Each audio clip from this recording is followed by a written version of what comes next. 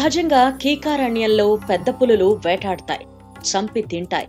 కాని ఆ పెద్ద పులి మాత్రం ఎవరికీ ఆపద తలపెట్టకుండా అలా చెట్టు కిందనే రాజసంగా కూర్చునుండేసరికి నాటి పెద్దలు, చుట్టుపక్కల ప్రాంతాల వారు ఆ పెద్ద పులిని చూడ్డానికి వచ్చేవారు.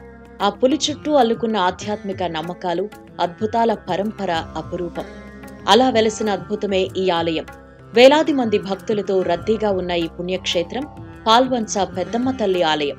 భద్రాద్రి కొత్తగూడెం జిల్లాలో కొత్తగూడెం టు భద్రాచలం హైవేపై పాల్వంచ మండలం జగన్నాథపురం వద్ద కొలువైంది పెద్దమ్మ తల్లి. సాధారణ రోజుల్లో కంటే ఆదివారం నాడు వేలాది మంది భక్తులు మొక్కులు చెల్లించుకునేందుకు పెద్ద ఎత్తున తరలివస్తారు, మొక్కులు తీర్చుకుంటారు. భద్రాచలం వెళ్లే భక్తులు రామాలయ దర్శనంతో పాటు అదే దారిలో పెద్దమ్మ తల్లి ఆలయం కూడా ఉండడంతో పెద్ద ఎత్తున వివిధ ప్రాంతాల నుంచి వచ్చి దర్శనం చేసుకుంటున్నారు. ఒకప్పుడు పాల్వంచ చుట్టుపక్కల దట్టమైన అటవీ ప్రాంతం ఉండేది. ఇప్పుడున్న జగన్నాథపురం వద్ద అటువైపుగా రాకపోకలు చేసే జనం ఆశ్చర్యపోయే ఘటన జరిగింది. ఇప్పుడు దేవాలయం ఉన్న ప్రాంతంలో నాటి రోజుల్లో ఓ చింత చెట్టు కింద పెద్దపులి కూర్చునుండేది. అటువైపుగా జనం రాకపోకలు సాగుతున్నా వారి జోలికి వెళ్లకుండా ప్రశాంతంగా చూసేది.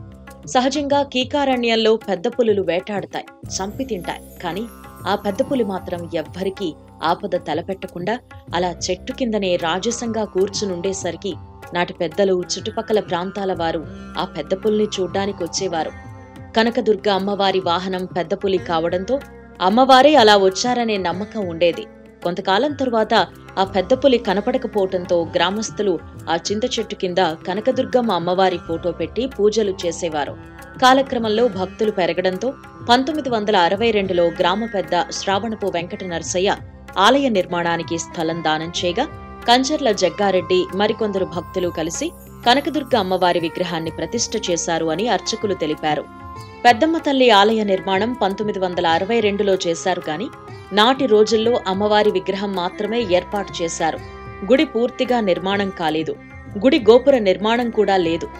ఆ తర్వాతి కాలంలో పాల్వంచ చుట్టుపక్కలంతా KTPS తో పాటు సింగరేణి గన్లతో పారిశ్రామిక ప్రాంతంగా మారడంతో పెద్దమ్మ తల్లి ఆలయం వద్ద వాహన పూజలతో పాటు అనేక రకాల మొక్కులు చెల్లిస్తూ భక్తుల రద్దీ పెరిగింది. నాటి జిల్లా మంత్రిగా ఉన్న తుమ్మల నాగేశ్వరరావు ప్రత్యేక చొరవతో ఆలయం అభివృద్ధి చెందేలా 2002లో దేవాదాయ శాఖ పరిధిలోకి తెచ్చారు. అప్పట్నుంచి ఆలయ కమిటీలు ఏర్పాటు చేసి గుడిని పునర్నిర్మాణం చేశారు. నాడు తెలుగుదేశం పాలనలో పెద్దమ్మ తల్లి ఆలయ అభివృద్ధికి చర్యలు తీసుకున్నట్లు భక్తులు ఆనందం వ్యక్తం చేశారు. పెద్దమ్మ తల్లి ఆలయంలో పెద్ద ఉత్సవం అంటే దసరా పండుగే.